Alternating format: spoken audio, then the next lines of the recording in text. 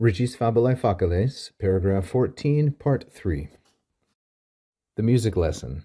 In the first two episodes, we read and translated from Hercules down through Studebat. We will quickly review these and then proceed from Hic Linus down through Percussit. Even as a boy, Hercules spent time training his body. He used up a great portion of the day in the wrestling ring. He also learned how to string a bow and to throw spears. By these physical efforts, his strength was increased. In music as well, he was taught by the centaur Linus. Now, centaurs were horses that had the head of a man. And yet, Hercules was less intent on this skill. Hic Linus Herculem olim abirgabat, quod non studiosus errat, tum puer erratus citharam subito redrapuit et omnibus viribus caput magistri infelicis percussit. This fellow Linus was once scolding Hercules because he was not diligent in his studies.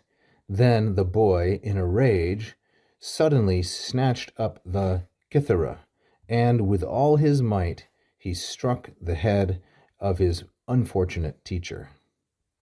This portion begins with two nominatives, hic and linus. Notice I'm saying hic because hic is an adverb, whereas hic, haec, hoc, this is the demonstrative adjective in the masculine singular and nominative, which is often called a pronoun because of how often it is used in that way.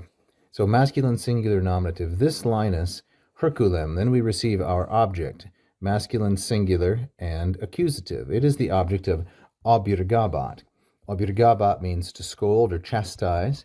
It is a first conjugation verb, abjurgo, abjurgare, like so. And here with the BA, of course, it is imperfect tense. Olim means on a specific occasion, once upon a time. I like to compare it to the Greek pote, because it is very similar in meaning. Once, this Linus was giving Hercules a scolding. Why? Quod.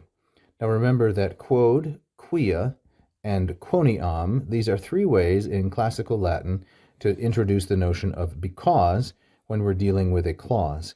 He was scolding him because he, Hercules, non studiosus errat. He was not very eager for his lesson. Studiosus, masculine, singular, and nominative. What did the boy do in response? Tum, then or next, puer erratus, masculine, singular, and nominative, the subject of redrapuit and of percussit. Then the boy, in a fit of rage, or angrily, oftentimes when we have an adjective in the nominative case, it's best to take it in English as an adverb. That's not to say, of course, that it is an adverb. It's not. It's an adjective. But an adverbial translation in English is often best. Then the boy, in a rage or angrily, snatched up, rapuit. This is from the third conjugation io verb, as it's called, rapio, rapere, like so. And this is a perfect tense because the third principal part is rapui. He snatched up the kitharam, feminine, singular, and accusative. It's the origin of the word guitar.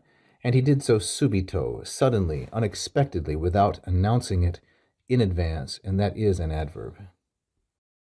And omnibus viribus, feminine, plural, ablative of instrument, ablativus instrumenti, and with all his strength, with all his might, the caput magistri infelicis, caput neuter, singular, and accusative, because it's the object of percussit, and magistri infelicis, masculine, singular, and genitive, genitive of possession. And he struck the head of his poor teacher, his unfortunate teacher. Percussit is from percutio, like so, which is a third conjugation verb, percutio, percutere, but it's a third conjugation io verb, here, of course, in the perfect tense. Thank you for watching. I hope you enjoyed that free lesson. Please like and subscribe, hit the bell. You can also become a patron at patreon.com/LatinPerDiem. And if you really loved it, you can leave a tip right here as a super fan. Thank you so much.